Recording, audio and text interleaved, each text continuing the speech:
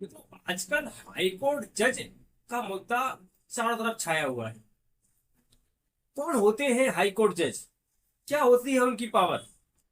High court जज की power को आप हल्के में लेने की कोशिश बिल्कुल ना करें। हाईकोर्ट जज बनना बहुत ही मुश्किल काम है। जो हाईकोर्ट जज बन गए हैं उन पे कितनी जिम्मेदारियां हैं और कितनी समस्याएं उनके सामने मुंह खोले खड़ी रहती हैं। वर्तमान के दिल्ली के जज साहब का फैसला इसका प्रत्यक्ष उदाहरण है। जज साहब ने गलत काम किया या नहीं किया, पर आज की डेट में भारतीय राजनीति में और जुडिशरी सिस्टम के अंदर वो एक ऐसे व्यक्ति बन के उभरे हैं, ऐसा व्यक्ति जो सबसे ज्यादा करप्ट है।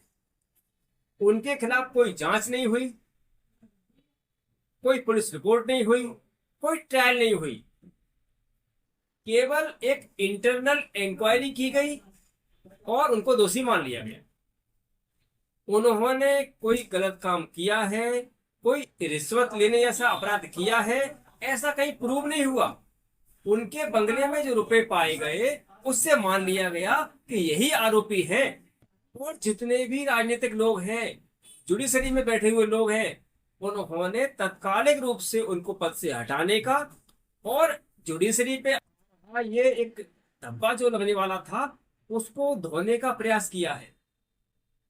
इससे पूर्व भी कई हाई कोर्ट जज और सुप्रीम कोर्ट जज पर ऐसे आक्षेप लगते रहे हैं, पर वो इंटरनल इंक्वायरी वगैरह में ही बाहर हो जाते थे और इतनी बात आगे नहीं बढ़ती थी। आज तक का इतिहास है किसी भी हाई कोर्ट जज के ऊपर महाभियोग की कार्रवाई नहीं हुई है,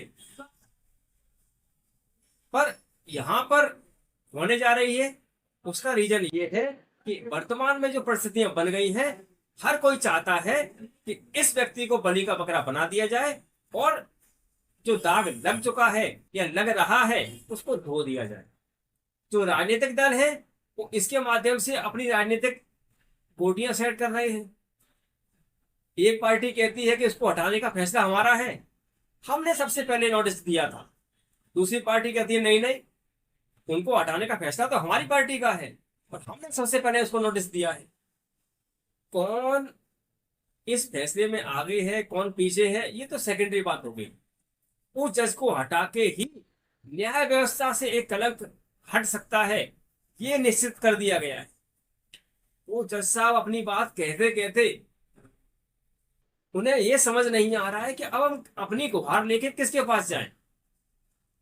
बिना किसी ट्रायल के उनको दोषी बना दिया गया है।